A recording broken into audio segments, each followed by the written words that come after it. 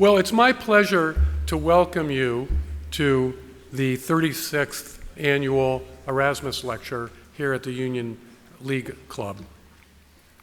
It would be remiss of me not to use this moment to urge you to subscribe to First Things magazine. There are stragglers, but beware when the judgment day comes and our good Lord finds out that you are not a fully paid subscriber to First Things. It could be a very difficult moment as you try to enter the pearly gates. So please subscribe. Also, as long as I'm selling, we're wrapping up our fall fundraising campaign, and so I'd like you to consider donating to First Things to support events like this. And it's in that spirit that I'd also like to thank tonight's sponsors. And of course, that includes all of you who have donated to First Things magazine over the years. You make this event possible. And I'd like to give special thanks to Visa Soriano and the Center for Autism, Assertiveness, and Social Skills, who made special donations to support this lecture tonight. So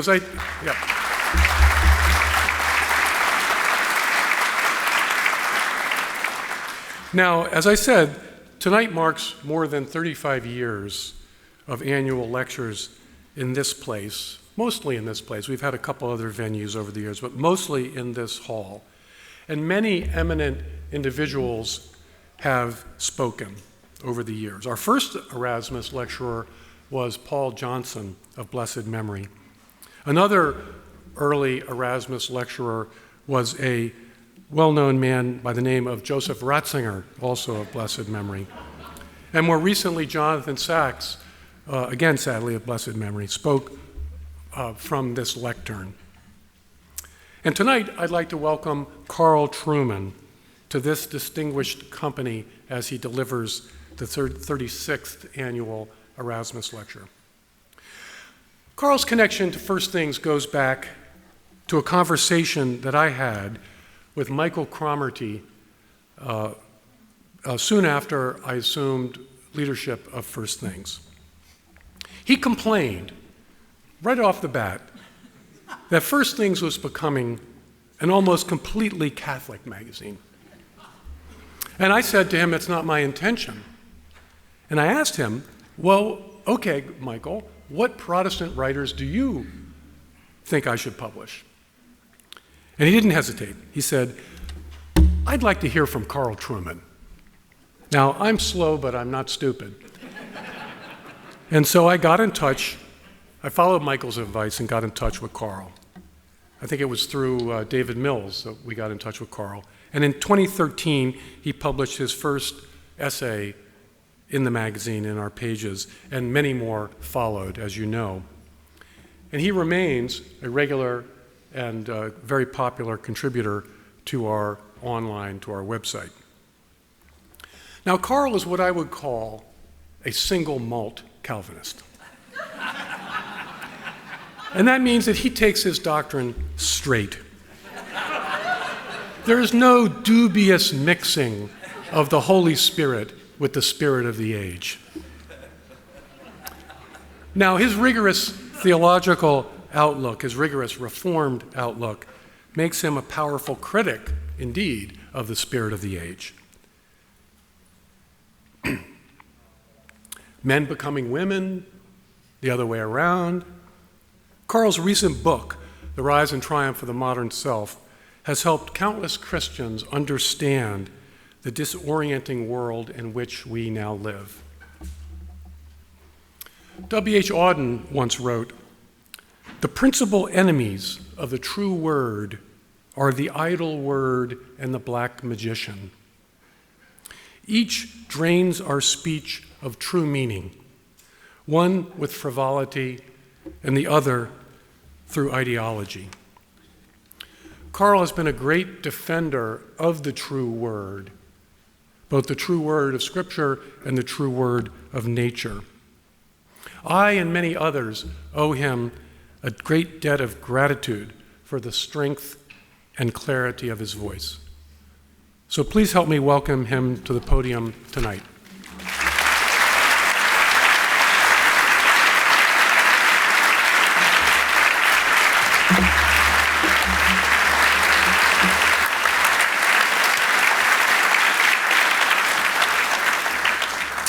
Well, it's a great pleasure to be with you all this evening, and a truly great honor to deliver the Erasmus Lecture.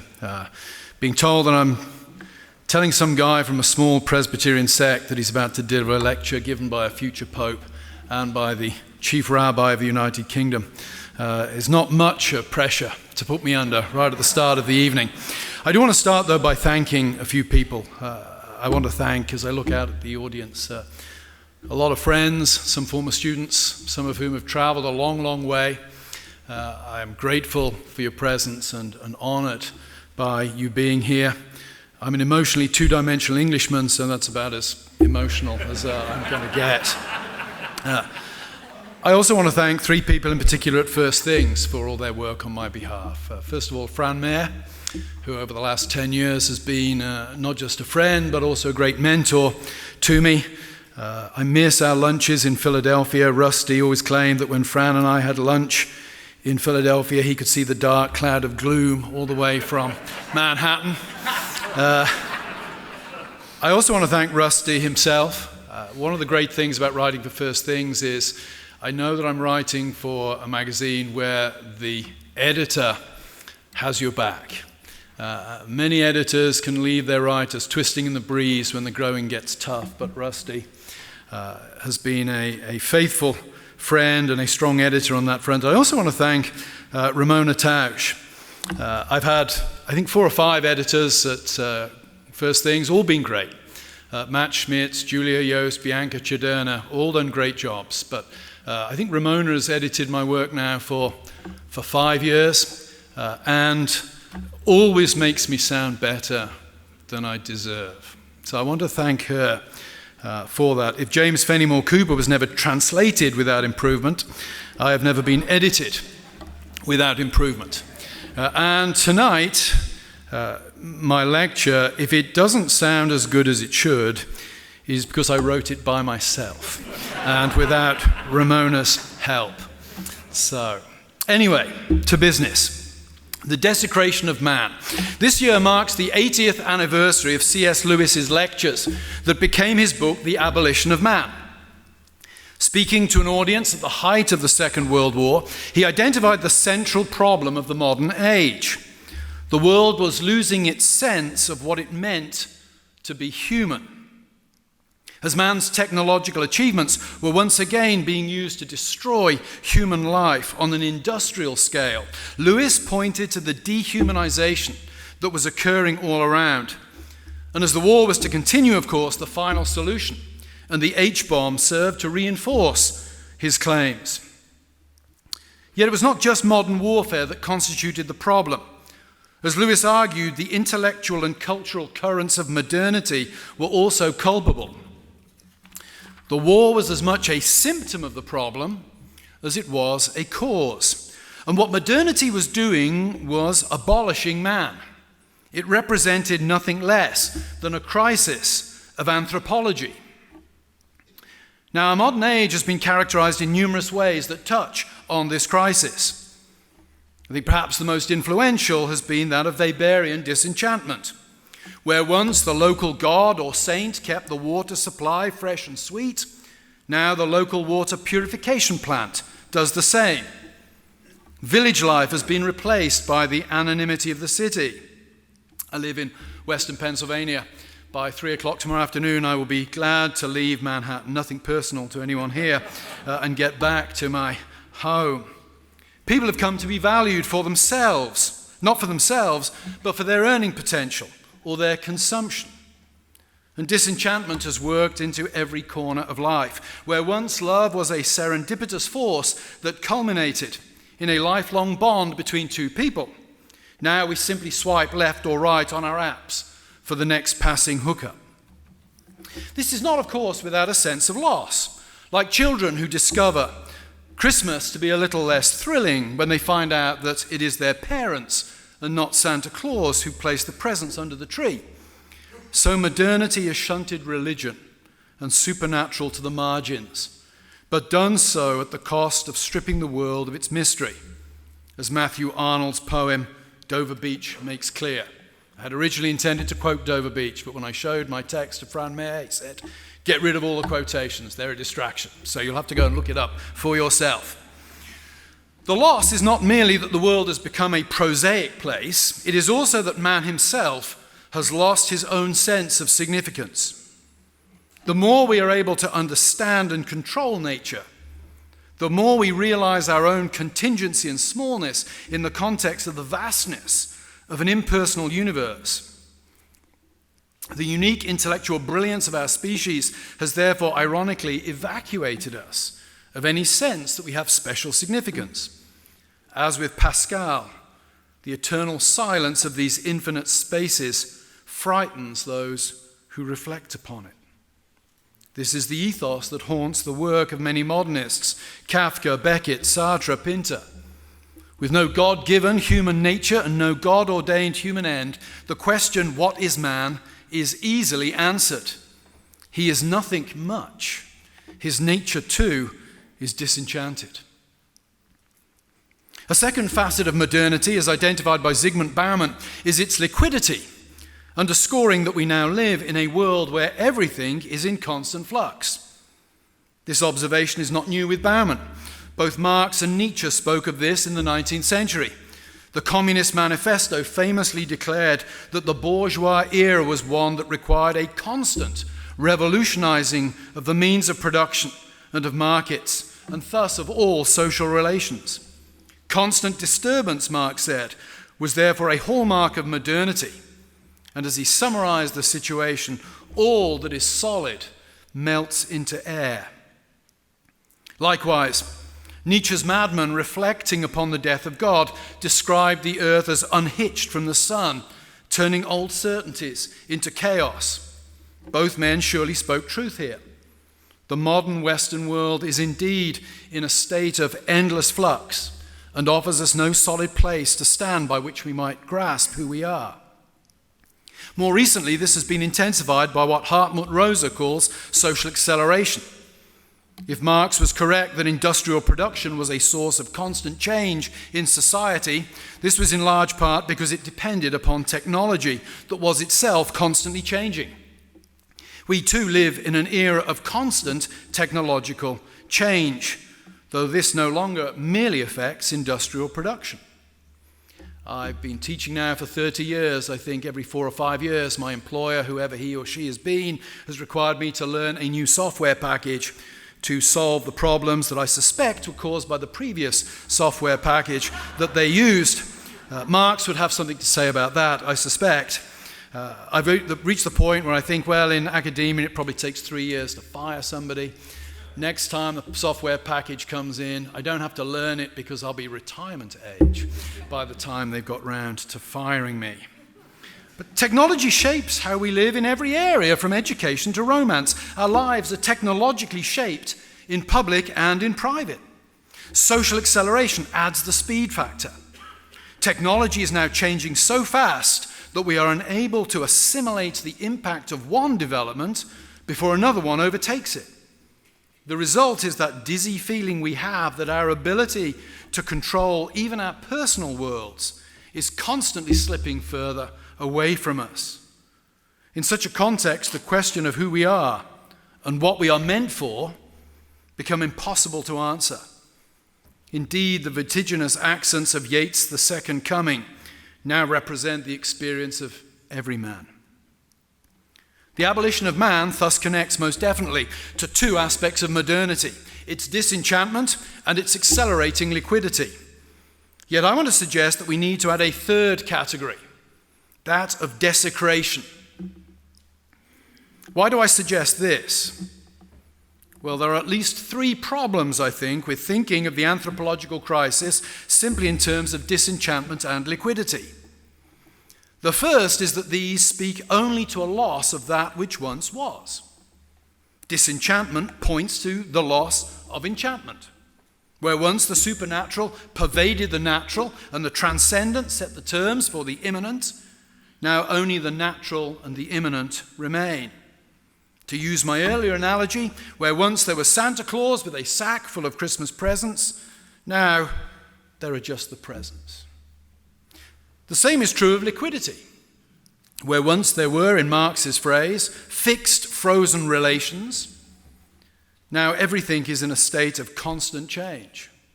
Or to do the same with Nietzsche, where once there was a sun that defined the Earth's orbit, now there is no sun. And the Earth simply spins aimlessly through space. Unlike pre-modern people, we have no firm place to stand from which to understand the world and our place within it. There is, however, I would suggest, more to our modern condition than loss of enchantment and solidity. The second problem is that disenchantment and liquidity connote a significant lack, I believe, of human agency. They are both the result of impersonal social processes. For example, industrialization, bureaucratization, technologization, and globalization. Connected to these, we have the reification in common language of the phenomena to which they refer. Industry, bureaucracy, technology, the global economy. Each takes on a life of its own in our imaginations, and we humans feature within them only as interchangeable objects, not as active subjects or persons. Yet these things themselves are the result of human activity. To put it bluntly, if we have become mere cogs in the machine, it is because we first built the machine. Further, we cannot ignore the agency of those of us who are part of the cultural elites, the legal, educational, technological, artistic, managerial, and political classes. In the past, such elites saw themselves tasked with continuity, with the transmission of values from one generation to the next, and the careful cultivation of the institutions and social practices that were necessary for this task. Today, our dominant impulse as elites is for disruption, destruction, and discontinuity. The abolition of man is a conscious project, I think, of our culture's officer class, not merely the outcome of impersonal social and technological forces. Disenchantment and liquidity simply cannot do justice to this. And the third problem is that neither disenchantment nor liquidity really take account of the theological significance of the transformations that modernity has brought to the understanding of what it means to be human. Clearly, this is something that Christians in particular need to address, but one does not need to be a Christian or even a theist to grasp that this is an issue with theological significance. Both Marx and Nietzsche connect their understanding of the modern world to desecration. In the same breath as it pronounces that all is solid melts into air, the Communist Manifesto declares that all that is holy is profaned. And Nietzsche's madman speech makes very clear that God has not simply ceased to exist in the moral imagination, but is dead. More than that, he has been killed. This slaying of God is surely the ultimate act of active desecration. Both Nietzsche and Marx, of course, see this desecration as good. For Marx, religion is a psychological analgesic that prevents the proletariat from feeling the full pain caused by capitalism. The criticism of religion, therefore, must be central to the revolutionary project. Desecration, in other words, is a precondition for the coming of the communist utopia. For Nietzsche, the death of God, while placing a terrifying responsibility on the shoulders of human beings, is a necessary precondition to man's self-transcendence. The only question is whether we are up to the task. Now, it is true that desecration in modernity is not always the result of intentional agency. For example, mechanized warfare intensified the problems surrounding theodicy and inflicted very serious damage upon traditional religion, particularly, I think, in Europe. It's very difficult for Americans to understand the impact of the First World War on British, French, and German society. Wilfred Owen's great poem, Anthem for Doomed Youth, is suffused throughout with the language of Christian liturgy, but now transposed to the slaughter of the Great War's trenches. The faith for Owen is desecrated, but not by the actions of any particular individual.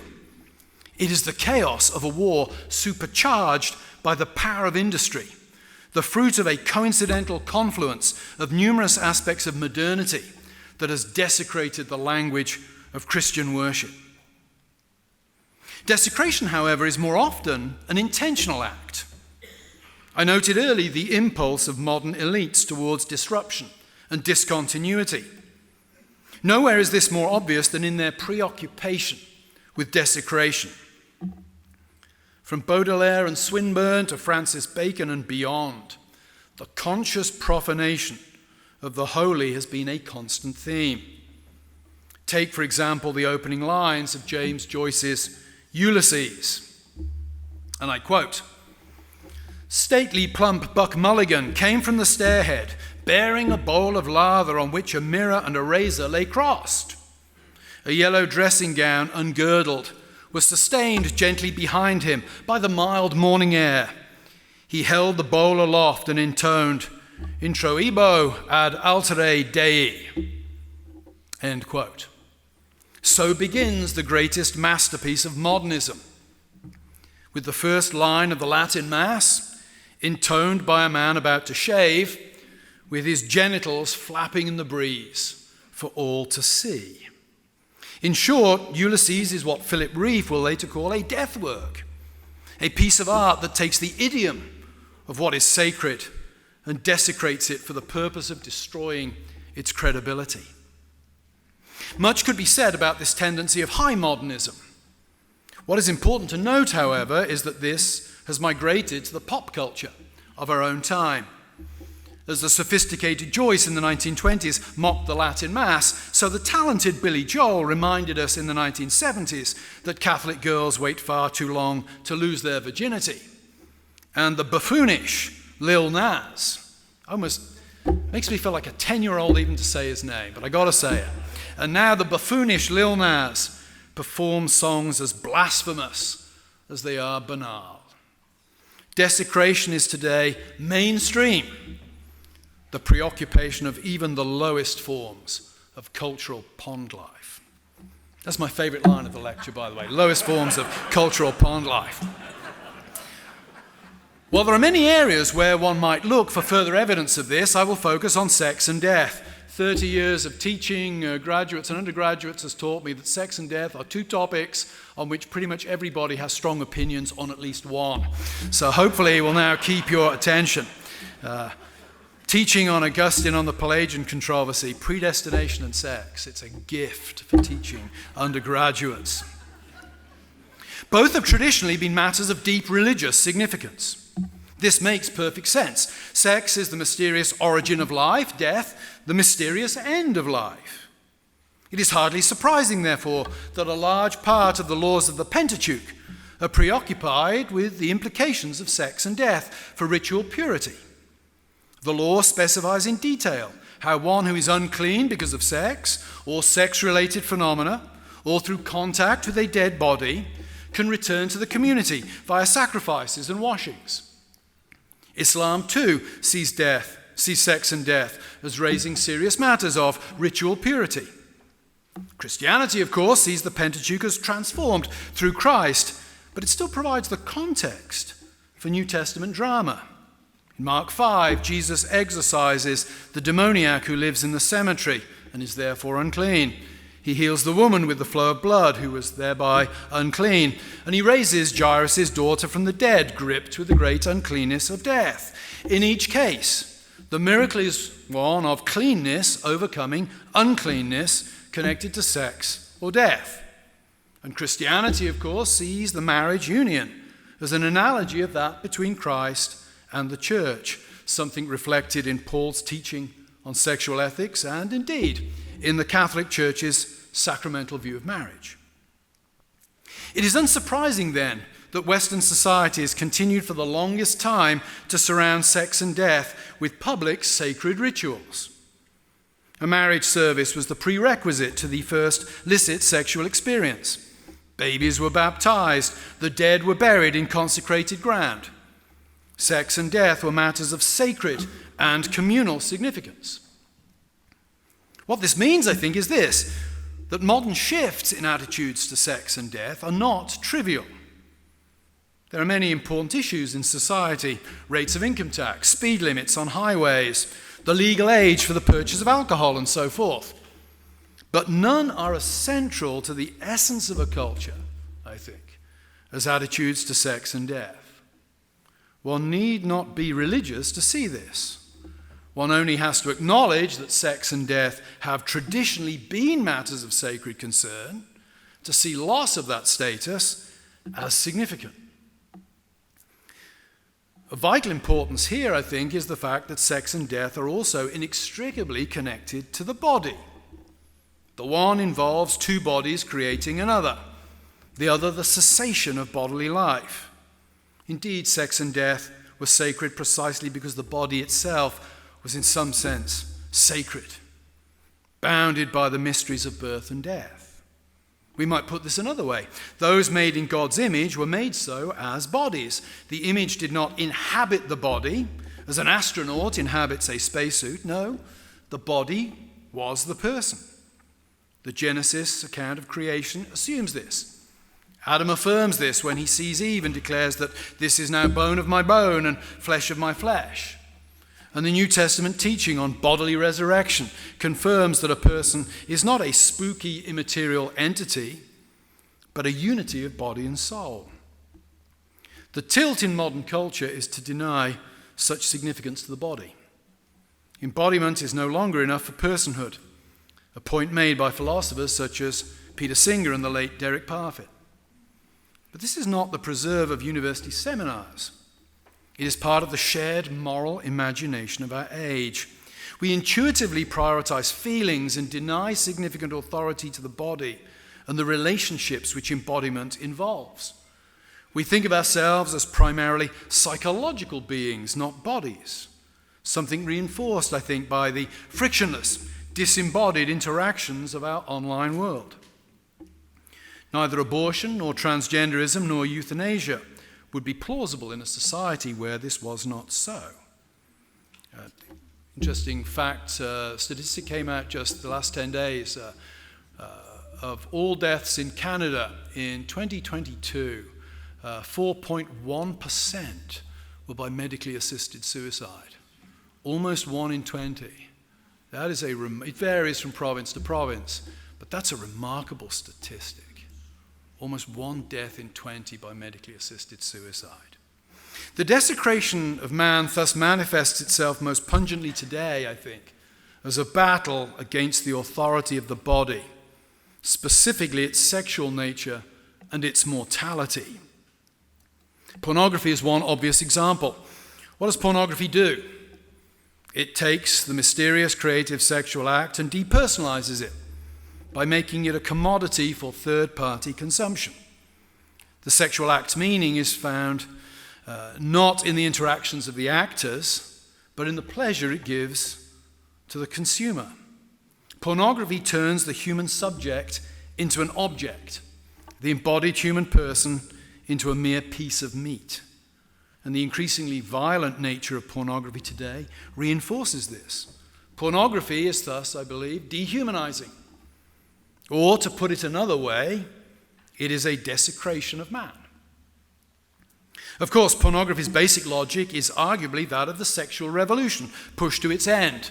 While sex was historically sacred because it connected to the mystery of life itself, its contemporary significance is as recreation and self-fulfillment, where once sex pressed the individual towards treating the other person as a subject to whom he had normally to be committed, now it tilts us towards seeing other people as objects to be used primarily for personal satisfaction. The sexual revolution, therefore, involves a desecration of man. The transgender moment in which we now live is another example. The detachment of the person from the body reaches its apex in the statement, "I'm a woman trapped in a man's body." That is only plausible in a world where psychological feelings have been essentialized and granted an authority denied to the body. Now, we can and should be very careful in our pastoral approaches to this issue, precisely because the person making that statement or making that claim is a person. But to concede the validity of the claim is actually a denial of true personhood, because it is a denial of the significance of the body to personhood. It is a desecration. This allows us to see the paradox of the current problems within the broader LGBTQ and feminist movements regarding trans rights. Traditional lesbian, gay, and bisexual thinking assumes the importance of the embodied sex binary, hence the growing opposition of some lesbians and gay men to transgenderism. One of the most significant legal victories in the United Kingdom on this issue was recently won by the LGB Alliance over against other LGBT groups. But there's a problem here. These groups also, in practice, paradoxically deny the significance of the embodied sex binary, i.e. that males and females have an intrinsic sexual complementarity. This effectively downgrades the importance of embodiment for personhood. Same is true for liberal and radical feminisms.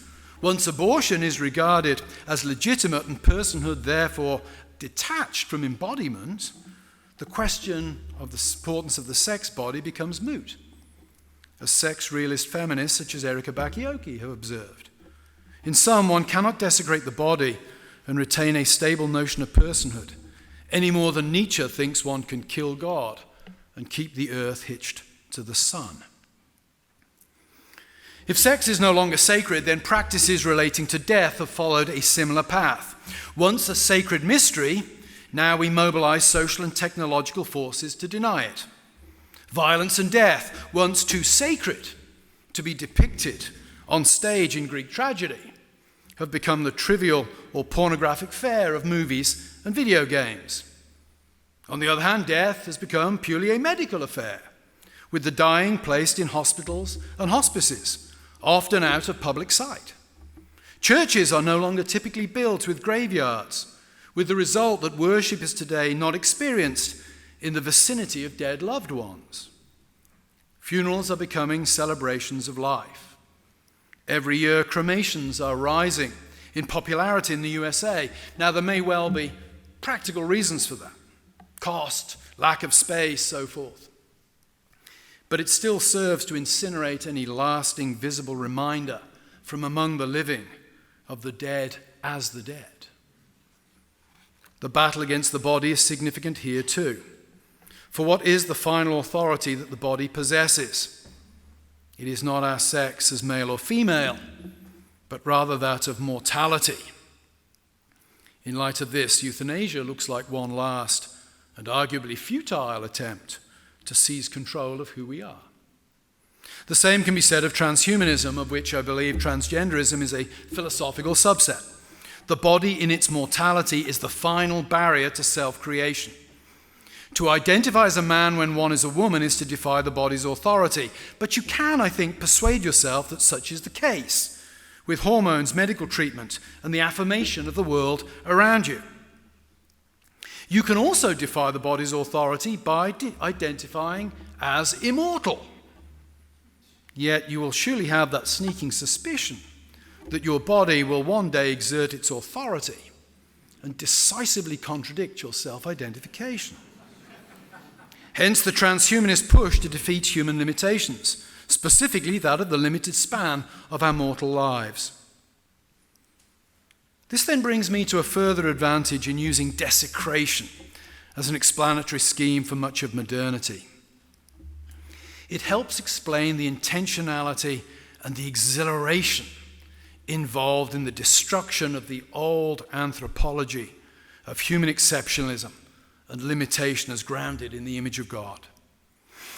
Desecration is an assertion of power, reinforcing the greatest myth our culture likes to believe, that we are the godlike masters of this universe. Again, to return to the ideas of disenchantment and liquidity, these cannot offer an account of why, for example, some abortion activists regard abortion not as a necessary evil, but as something of which to be proud and to boast. Nor can they account for the male trans activist who recently bragged about wanting a uterus transplant, just so that he can become pregnant and have an abortion.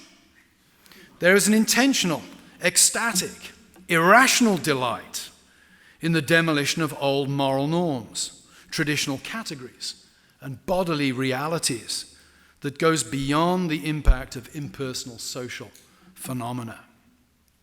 If we add desecration as a category, however, such things become more comprehensible. As both Augustine and Freud understood, transgression is pleasurable. And the greater the transgression, the greater the pleasure.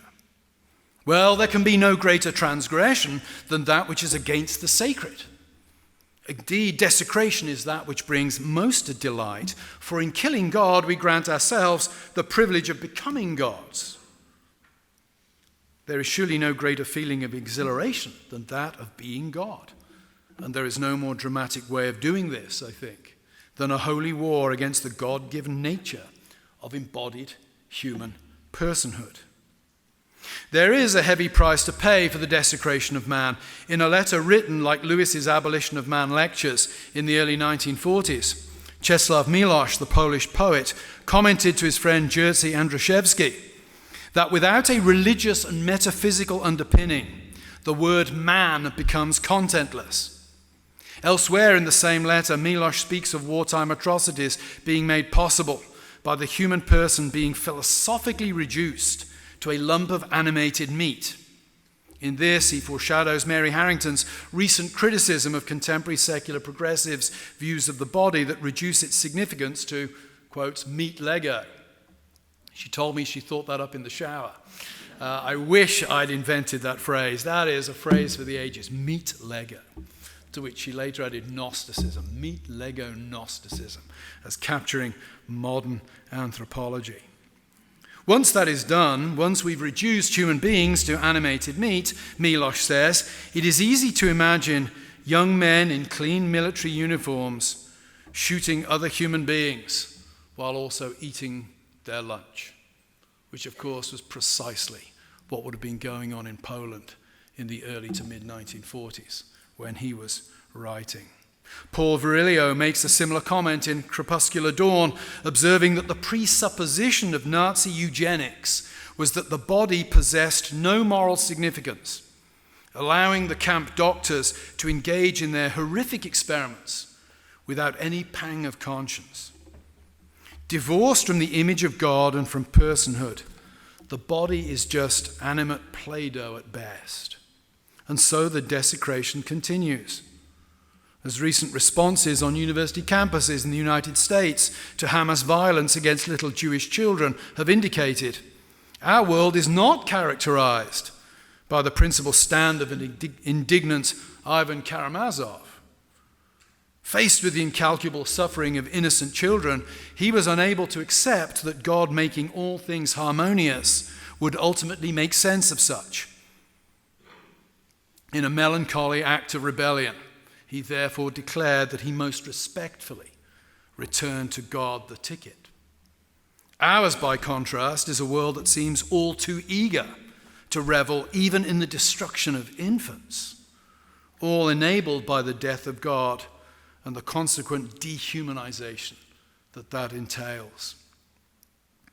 Our cultural imagination is now also steeped in the seemingly endless potential offered by technology. Man is an even emptier term today than it was for Lewis and Miłosz. Technological developments simultaneously destabilize any sense of what it means to be human and push us to see nature as mere raw material. As the folk memory of the Christian moral vision fades, we can imagine the term human to mean whatever we wish. Indeed, it is this repudiation of the body's authority that has made the question, what is a woman, so difficult to answer. Gender confusion is not a discrete phenomenon. It rests upon a more basic bewilderment about how to answer the question, what is a human? This lack of any normative embodied understanding of what it means to be human effectively detaches our technologically empowered wills from any limitation.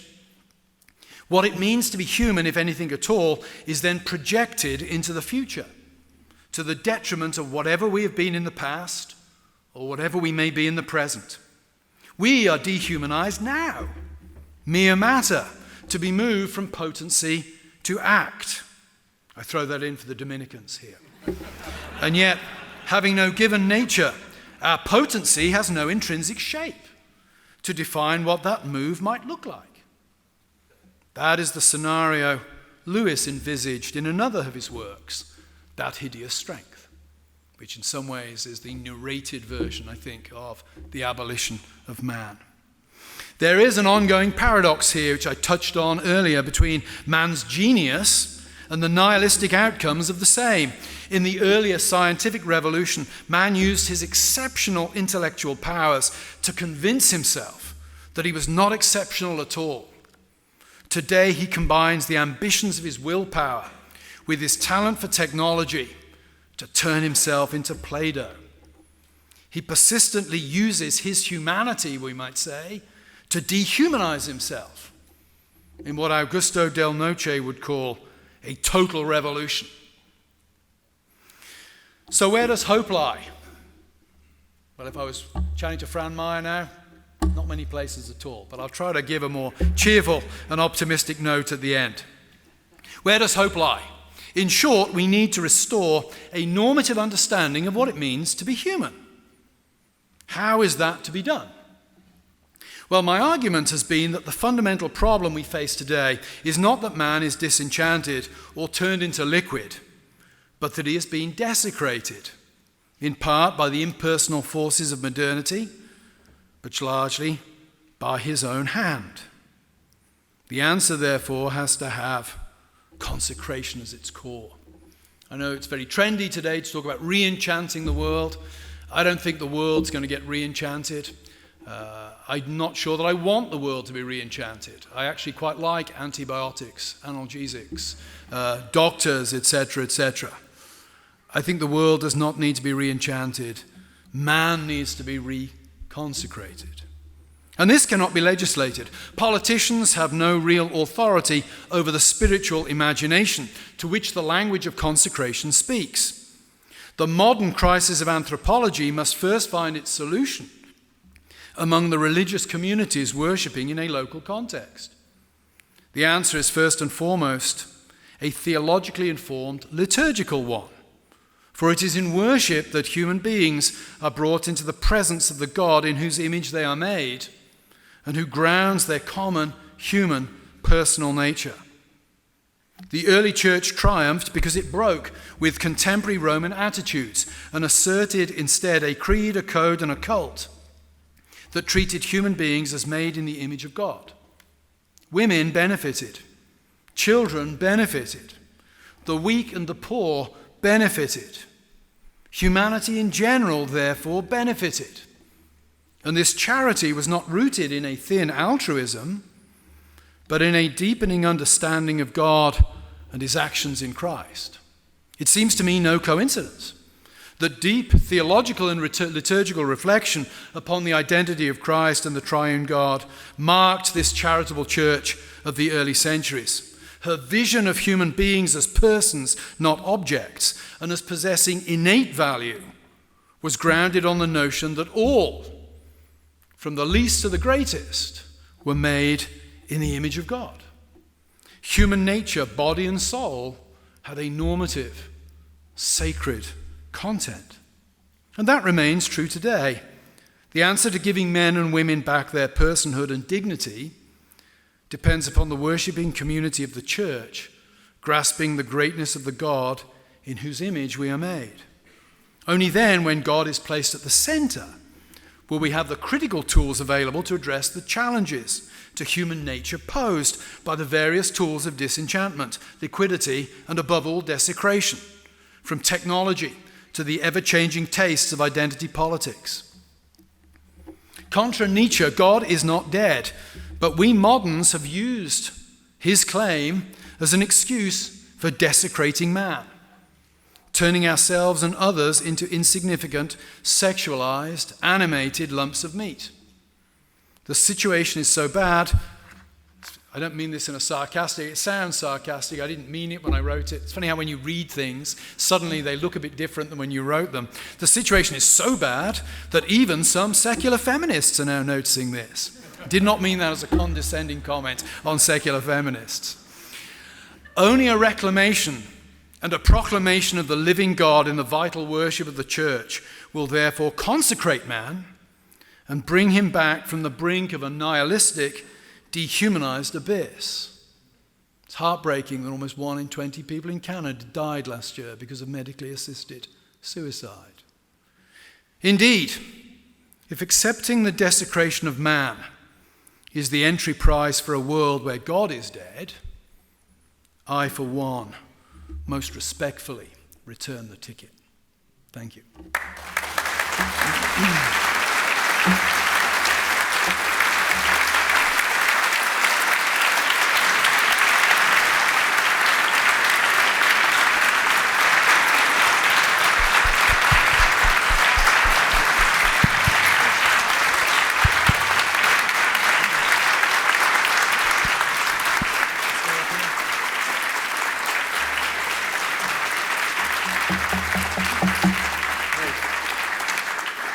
Carl has graciously decided to answer some questions.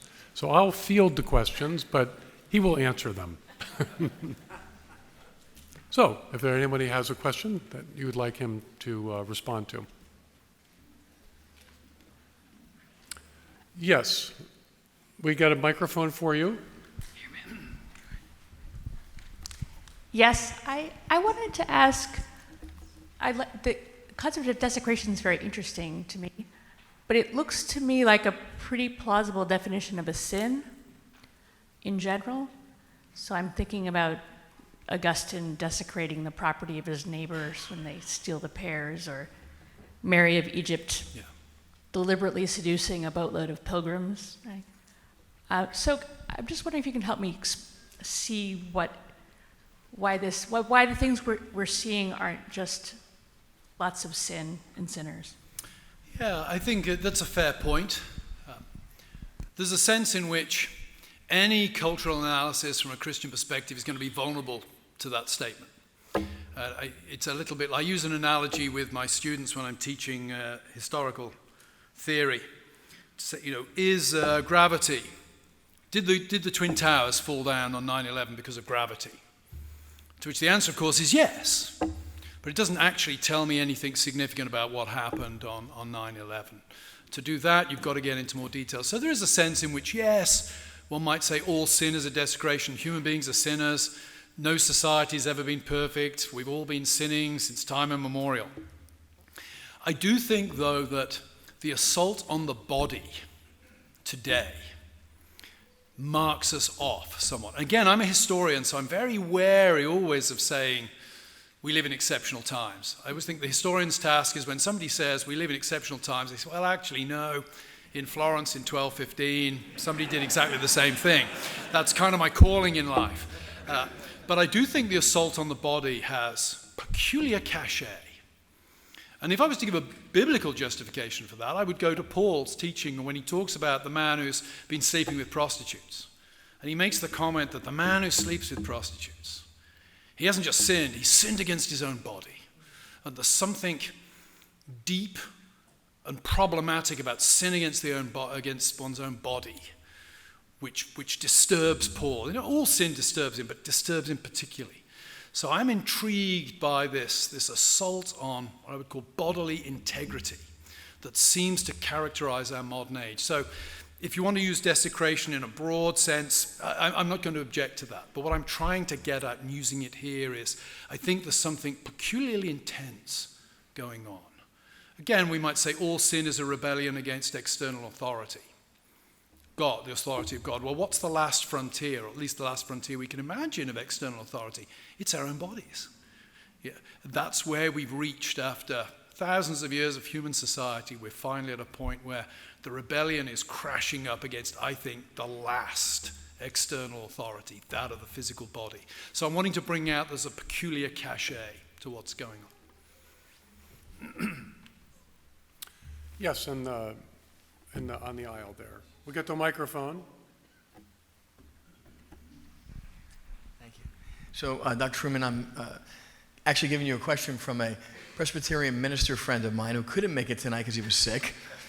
But I illegally videotaped this and sent it to him. No, I'm just kidding. I didn't do that. Anyway, I did not do that. Here's his question, though. He said, please ask Dr. Trueman why he uses the term social imaginarium by Charles Taylor instead of worldview. In other words, what is the difference? Yeah, it's interesting because I didn't actually use that term in this lecture. I deliberately avoided it because Rusty hates it. I think, and it is a rather inelegant term. I prefer social imaginary to worldview because worldview to me implies a preoccupation with ideas. And I think Charles Taylor makes a very valid point that the way most or all of us think about life most of the time is not on the basis of conscious ideas. It's intuitions, it's social practices. Why do I think stealing is wrong? Well, not because I've read Immanuel Kant and been convinced by the categorical imperative. It's because my mum, when I stole a friend's paratrooper from a birthday party, age 6, my mum walloped me, and I never wanted to get walloped again. So, and that shaped how I thought about the world. So I feel that the worldview language over-cerebralizes what's going on. And again, I would take that back to sort of connect it to my lecture tonight. Why do I suggest that the answer has to be a liturgical one and not just a theological one? Because liturgy shapes how we think, what we sing. For many years, my wife and I were members in Scotland of a denomination that only sang psalms. And that had a powerful effect on how we thought about the Christian faith. My friend Peter Leithart just published an article last week in First Things about a new style of psalm singing that brings out how the very way we sing can shape how we think about the faith. So I use the term imaginary to avoid the intellectual error of assuming that everybody actually thinks about what they believe rather than intuits what they believe. Yes, in the front. Do we have our microphone? It's coming, it's coming. Don't worry.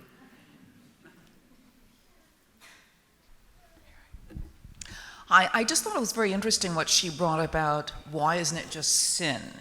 And that really got me thinking about this idea of desecration and sin, because sin has become sort of these words that nobody likes to address anymore, because that's just old hat.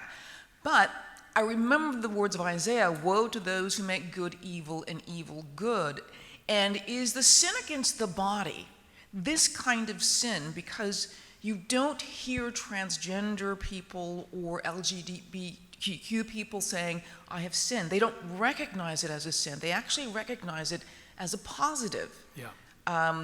And one of the things someone said to me once was, it's not if you can find a biological cause for this, because you can find a gene for just about anything you want. The idea is this a good for society? Or is it a bad for society? And that's really the issue. So is this the sin against the body? Is it that kind of issue?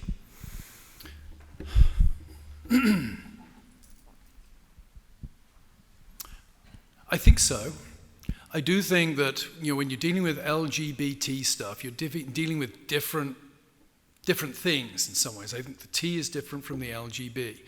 I think the T, when you look at the suicide statistics for transgender people, for example, and you look at the suicide statistics after transgender people have had transitions and are supported, they don't change that much, which seems to indicate to me that whatever's going on there is not being helped by affirming this kind of thing. So I would argue that the T is not a good thing for those people or for society, because there's an issue there that needs to be addressed in some way that it's not being addressed. And I would intensify that for children. I was talking the other week to somebody, I was being interviewed by a delightful liberal journalist from St. Louis. We had a very, very friendly and happy hour on the phone. I genuinely mean that. Very delightful person. But she was telling me about a 2-year-old child that she'd known was transgender. and had started then and had transitioned in their teen years. My mind was going to when my wife and I taught the 4- or 5-year-old Sunday school at our church for many years. 4- and 5-year-olds do not think in terms of abstract concepts. Gender is an abstract concept. Whatever else was going on there, it was not that this child thought they were a woman trapped in a man's body or a man. I can't remember if it was which way around it was. But I think that child was ill-served by their parents not correcting that confusion. So, the L, the G, and the B, we then get into issues of human freedom, civil rights, etc., etc. But on the T issue, I genuinely think that is an evil for society because of the way it's being used to...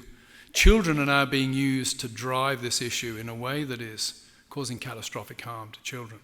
And I was pleased to see a lawsuit filed just last week against, I think, the American Pediatric Association by a young girl with a lot of problems, a lot of comorbidities, gone to see her doctor, age 14, suicidal, and had been immediately put on hormone therapy. Well, that's evil. I'm sorry. And I hope that doctor is sued. Frankly, I hope they would go to prison for that. And as I was thinking about this, I thought, well, where's the precedent for that kind of medical care? I think it's Joseph Mengele in Auschwitz, experimenting on children. So on the T issue, certainly among children, I'm prepared to say this is real evil, and we need to face it down. Adults struggling with gender dysphoria, you always have to be pastoral, and adults struggling with gender dysphoria would be a very different thing. But on the issue of the T, I think this is a stench in the nostrils of God.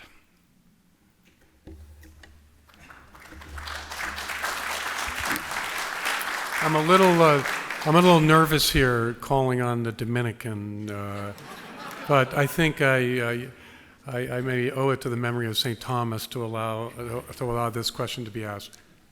Father, we got the microphone coming.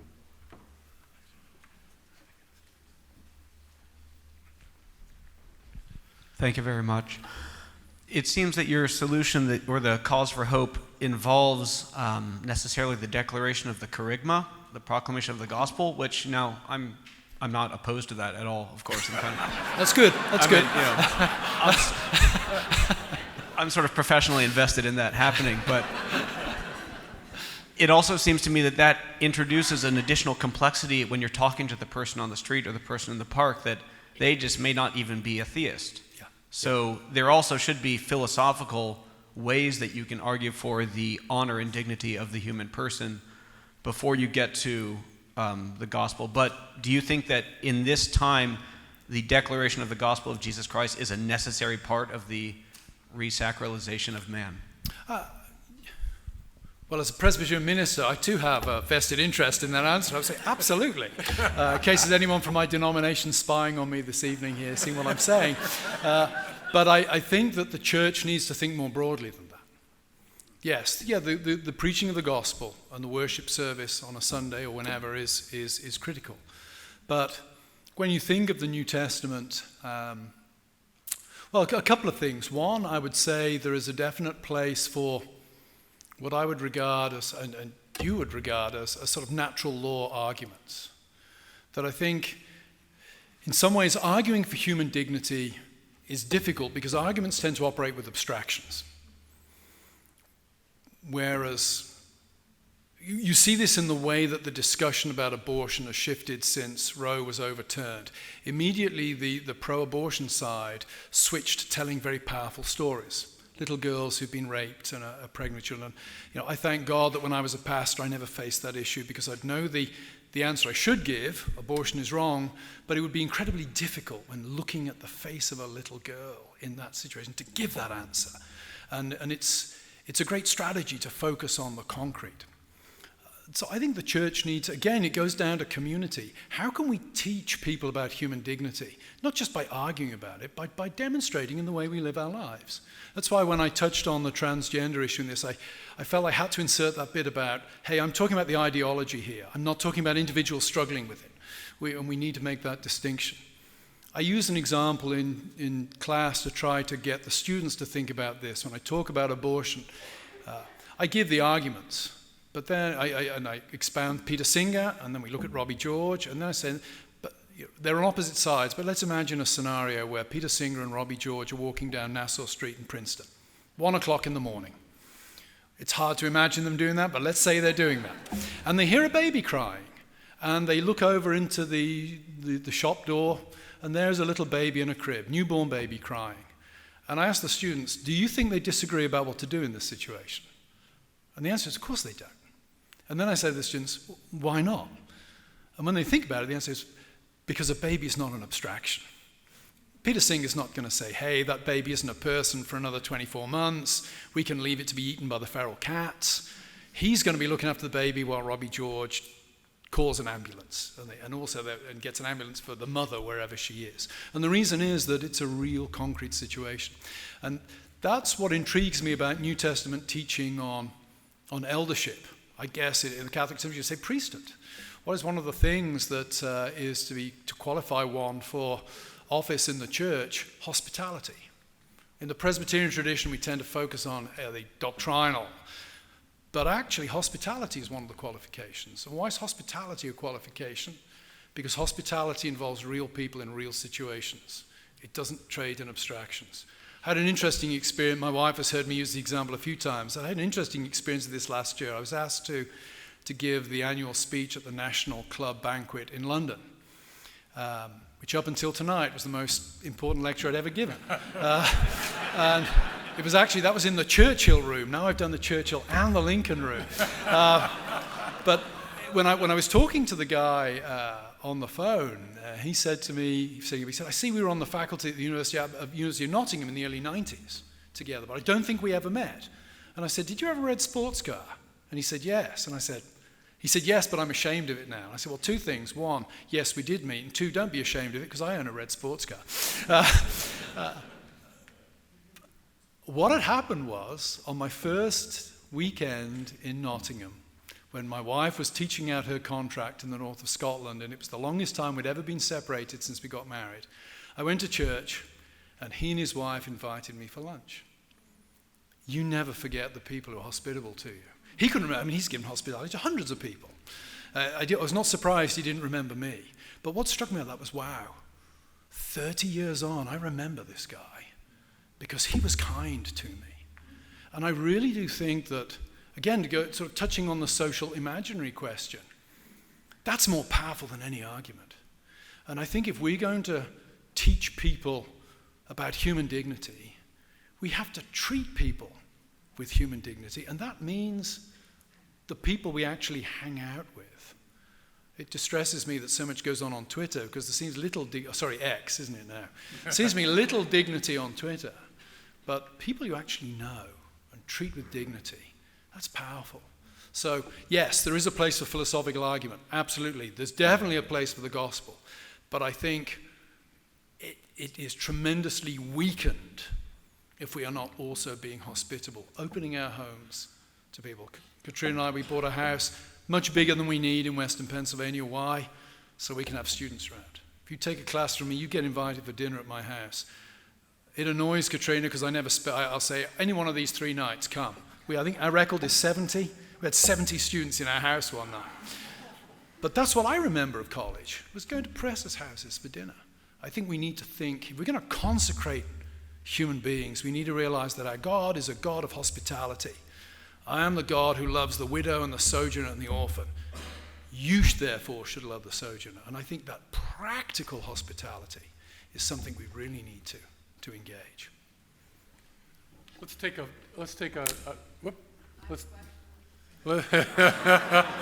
Well, I think that this will be the final question, and the forward woman gets the final question. I appreciate that. A woman after my own heart, as they say. Well, I'm glad you used the word heart, and you just mentioned love in that last piece of hospitality. So I'm going to do you a favor and wrap it up really nicely here with this statement, because we had your first, move for hope in the liturgy. I would say that is connecting at a soul level. And then we had the Dominican over here talk about, or somebody mentioned about, people don't really think about what they believe. You'd mentioned that. And the importance of the mind in that. And Paul says even be transformed by the renewing of your mind, not your body or your emotions. And I think you're exactly right that emotions are way over prioritized. They're important, and your hospitality demonstrates that, and that's the heart of it. So I think the solution is love, loving God with all your heart, with all your soul, and all your mind. And that is the first and the greatest commandment. It's all three. Yep, absolutely agree. I take it you're from my homeland by the accent. Yeah. Whereabouts? Oh, wrong part of the country, but even so.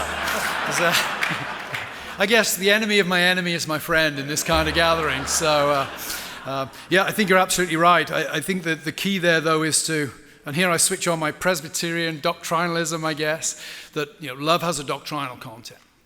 I was thinking, and you're absolutely right about not allowing emotions to override things, but emotions are important too.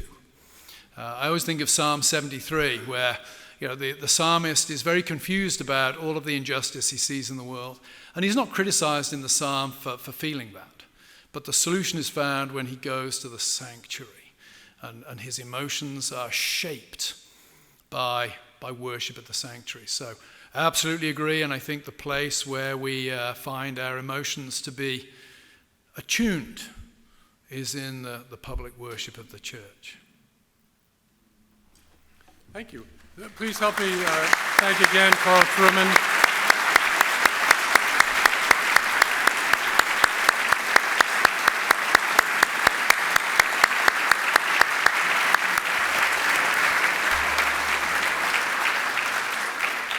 I'd like to thank again all those who have supported First Things over the years and made these lectures possible and all the things that we do at First Things Magazine. I'd like to also announce that the 2024 Erasmus Lecture will be delivered by Paul Kingsnorth on Monday, the last Monday in October, as is our custom. So thank you for coming, and have a very pleasant evening.